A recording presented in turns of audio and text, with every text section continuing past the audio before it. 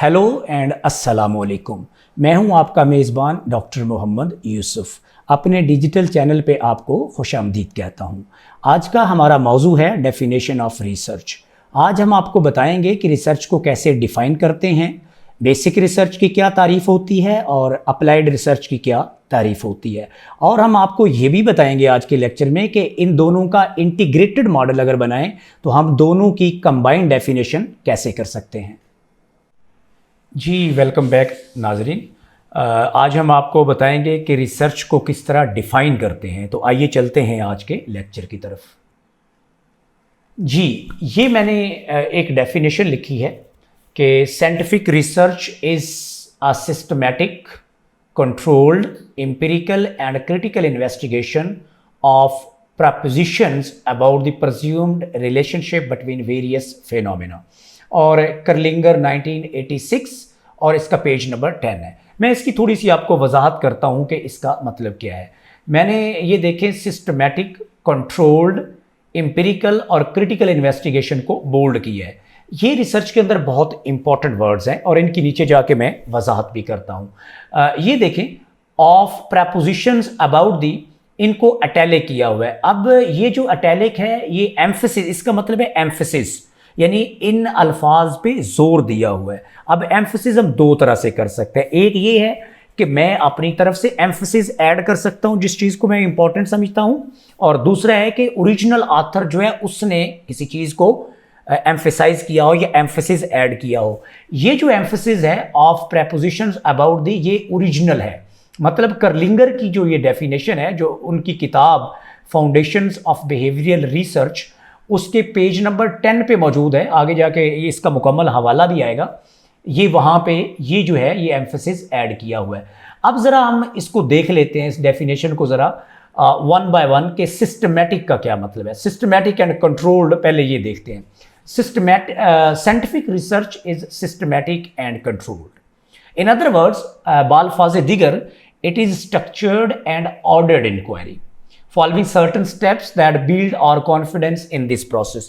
इसका मतलब यह है कि रिसर्च जो होती है वो एक मखसूस सेट ऑफ प्रोसीजर्स का नाम है, और वो सिस्टमैटिक होने का मतलब ये है कि वो एक सिस्टम को फॉलो करती है। अभी यानी जितने भी रिसर्चर्स हैं, जितने भी साइंटिस्ट हैं, वो उसी तरीके को फॉलो करते हैं, और वो तरीका जो होता है वो कंट्रोल्ड होता है, लूज नहीं होता, ओपन नहीं होता। कहने का मतलब ये है कि अगर एक रिसर्चर एक ही मेथड यूज़ करता है, तो अगर दूसरा रिसर्चर वो मेथड यूज़ करेगा तो वो उसी तरह से यूज़ करेगा जैसे पहले रिसर्चर ने यूज़ किया है, क्योंकि इस तरह तभी साइंस जो है वो, या साइंस की जो फाइंडिंग्स हैं वो रेप्लिकेबल हो सकती है ना। यानी अगर एक बंदे ने रिसर्च की, उसने अपना मेथड यूज़ किया है, दूसरे बंदे ने रिसर्च की हो, उसने अपना मेथड यूज़ किया हो, तो इसका मतलब है हर बंदे की फाइंडिंग अपनी अपनी होगी, क्योंकि उसका मेथड अपना अपना है। इसलिए हम कहते हैं कि जो रिसर्च होती है वो सिस्टमैटिक होती है, यानी उसके सर्टन स्टेप्स होते हैं, प्रोसीजर्स होते हैं जिसको सब फॉलो करते हैं, और कंट्रोल्ड होती है, यानी कंट्रोल्ड मैकेनिज्म होता है, कंट्रोल्ड प्रोसीजर्स होते हैं। अब दूसरी बात है वो है research is empirical. Scientific research is tested against available evidence. हम क्या करते हैं कि हम जो क्लेम्स करते हैं, जो सवाल पोज करते हैं, या जो हाइपोथेसिस बनाते हैं, हम उनको जो हम एविडेंस लेके आते हैं उसके अगेंस्ट टेस्ट करते हैं।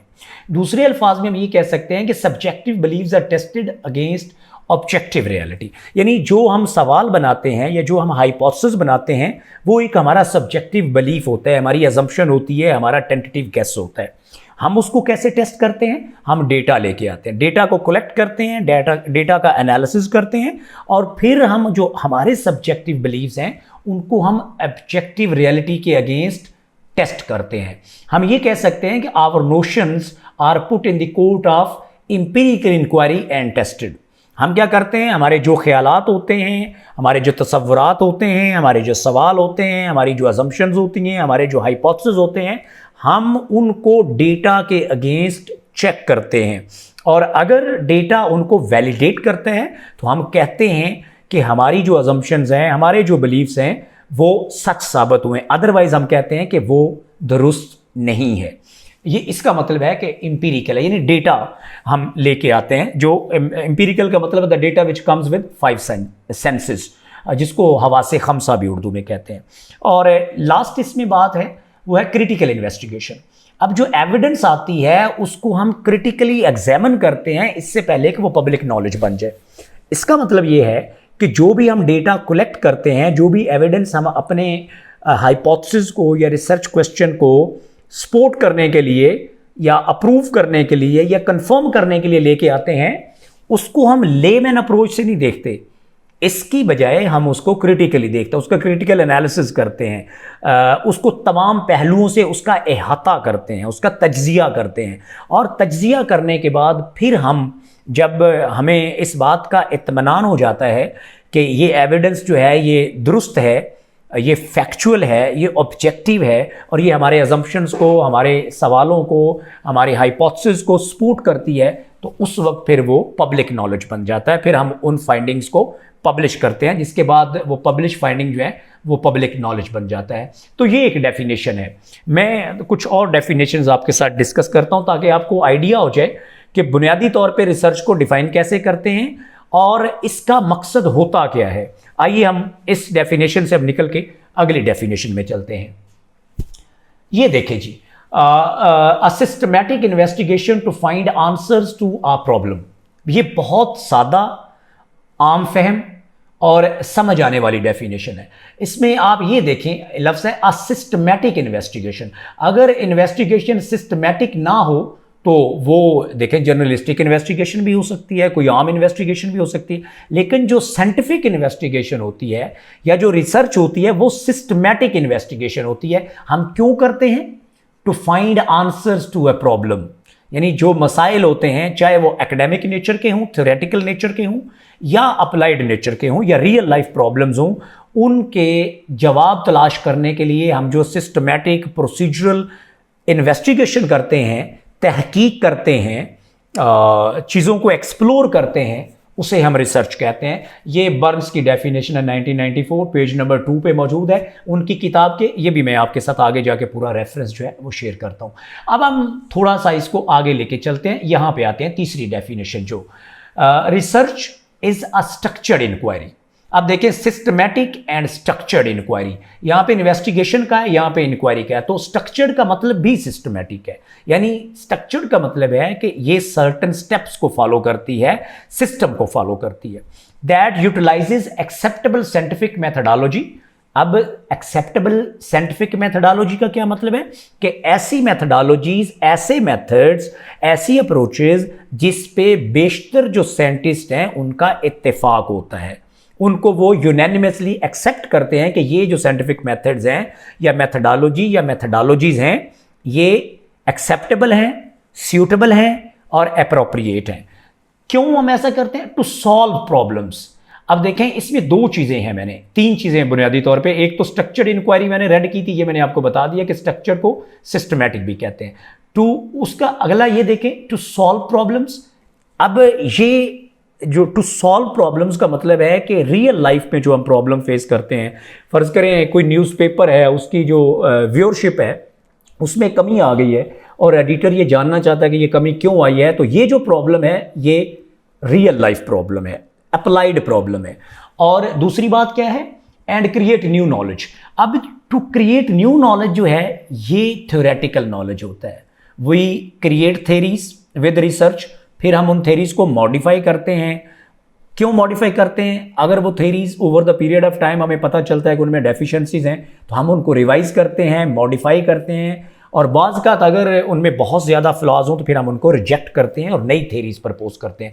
तो इस किस्म का जो नॉलेज होता है उसे हम कहते हैं थ्योरेटिकल नॉलेज या बेसिक नॉलेज। तो to create knowledge that is generally applicable, और जो रिसर्च के अंदर एक्सेप्टेबल होता है, एप्लीकेबल होता है। तो ये जो डेफिनेशन है ये दो तरह की बात करती है कि एक जो रिसर्च हम करते हैं वो हम प्रॉब्लम सॉल्व करने के लिए करते हैं, और दूसरा उसमें होता है कि या क्रिएट नॉलेज, यानी या नया नॉलेज तख्लीक करने के लिए रिसर्च करते हैं, या जो है प्रॉब्लम सॉल्व करने के लिए। ये इंटीग्रेटेड भी हो सकती है कि एक स्टडी जो है उसके अंदर दोनों चीज़ें मौजूद हों, टू सॉल्व प्रॉब्लम्स या क्रिएट नॉलेज। ये हम नेक्स्ट जो गुफ्तगू होगी उसके अंदर आपको बताएंगे कि जो बेसिक रिसर्च होती है या जो अप्लाइड रिसर्च होती है वो किस तरह से इन दोनों को डील करती है। बुनियादी तौर पे मैं आपको यहाँ ये बता सकता हूँ कि सॉल्व प्रॉब्लम जो है ये अप्लाइड रिसर्च है और क्रिएट न्यू नॉलेज जो है ये बेसिक रिसर्च है। मेरी आने वाली गुफ्तगू में आपको इसका फ़र्क जो है वो ज़्यादा बेहतर से समझने में मदद मिलेगी। अब हम इसको थोड़ा सा आगे लेके चलते हैं। जो मैंने ये अभी गुफ्तगू की है कि जो रिसर्च है वो अप्लाइड भी हो सकती है या बेसिक हो सकती है।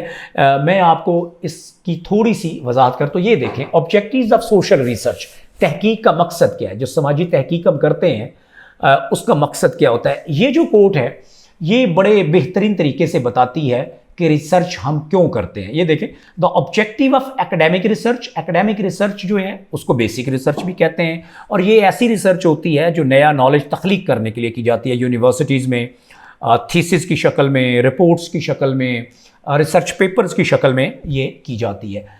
वेदर बाय सोशियोलॉजिस्ट, यानी जो एकेडमिक रिसर्च है चाहे वो सोशियोलॉजिस्ट करें, पॉलिटिकल साइंटिस्ट करें, एंथ्रोपोलॉजिस्ट करें या कम्युनिकेशन साइंटिस्ट करें, कोई भी करें, इज ट्राई टू, उसका मकसद क्या होता है, to find answers to theoretical questions. अब आंसर टू थ्योरेटिकल क्वेश्चंस का मतलब यह है कि वो रिसर्च जो होती है वो बेसिक रिसर्च होती है या एकेडमिक रिसर्च होती है within their respective fields. कौन से respective fields? Sociology, political science और एंथ्रोपोलॉजी। इन कंट्रास्ट इसके बरक्स the objective of applied social research, ये अब दूसरी रिसर्च आ गई जिसकी मैंने थोड़ी देर पहले जिक्र किया, is to use data so that decisions can be made. यानी जो अप्लाइड रिसर्च होती है बुनियादी तौर पे हम उसकी जो फाइंडिंग्स होती हैं, जो डेटा होता है उसको यूज करते हैं, किस लिए? कि हम कुछ फैसले कर सके। कौन से फैसले? उन ऐसे फैसले जिनके जरिए हम जो रियल लाइफ प्रॉब्लम्स हैं, जो अप्लाइड प्रॉब्लम्स हैं, उनका सोल्यूशन फाइंड कर सकें। जैसा कि मैंने अभी थोड़ी देर पहले न्यूज़पेपर की मिसाल दी कि अगर उसकी व्यूअरशिप कम होती है और एडिटर उसके बारे में परेशान है और जानना चाहता है कि उसके न्यूज़पेपर की व्यूअरशिप क्यों कम हुई है, अगर उसके लिए वो रिसर्च कोई कंडक्ट करता है या किसी स्कॉलर से या साइंटिफिक स्टडी करवाता है या किसी रिसर्चर से, तो ऐसी रिसर्च को हम अप्लाइड रिसर्च कहते हैं। ये अप्लाइड सोशल रिसर्च जो बुक है उसके पेज नंबर 6 to 7 पे ये कोड जो है वो मौजूद है। और अब लास्ट पे मैं वो रेफरेंसेस, ये 3 स्टडीज़ जो हैं मैंने इस अपनी आज की गुफ्तगू में साइट की हैं। बर्न्स की introduction to research method 2nd edition, ये डेफिनेशन मैंने की, तो ये मैंने देखें उसका मुकम्मल जो है रेफरेंस लिख दिया। इसी तरह ये वाली स्टडी है social work research and evaluation 4th edition, Peacock publisher का नाम है। ये वाली बुक जो है इसमें से एक डेफिनेशन मैंने साइट की, ये उसको मैंने साइट कर दिया है। और ये लास्ट वाली जो है ये पहली डेफिनेशन थी, कर्लिंगर FN, ये उसके इनिशियल्स हैं, और foundations of behaviour research 3rd edition. बुनियादी तौर पे ये आप देखें कि ये जो रेफरेंसेस हैं, असल में ये डेफिनेशन मैंने सबसे पहले एक्सप्लेन की, उसके बाद ये की और उसके बाद ये की, लेकिन ये रेफरेंसेस आप देखें ये एक और तरतीब ले, ये अल्फ़ाबेटिकली लिखे हुए हैं। बी कम्स फर्स्ट देन जी ना, जी से पहले बी आता है, तो आप देखें पहले बी लिखा हुआ है और ये इनिशियल्स हैं, फिर जी लिखा हुआ है और जी के बाद के आता है। तो रेफरेंसेस जो होते हैं, रेफरेंसेस एंट्रीज जो होती हैं, हम उनको अल्फ़ाबेटिकल ऑर्डर में एंटर करते हैं। ये थी आज की गुफ्तगू, उम्मीद है आपको पसंद आएगी। Please like, share and subscribe my YouTube channel, ताकि मेरी आने वाले जितने लेक्चर्स हैं वो आपको बर वक्त मिल सकें।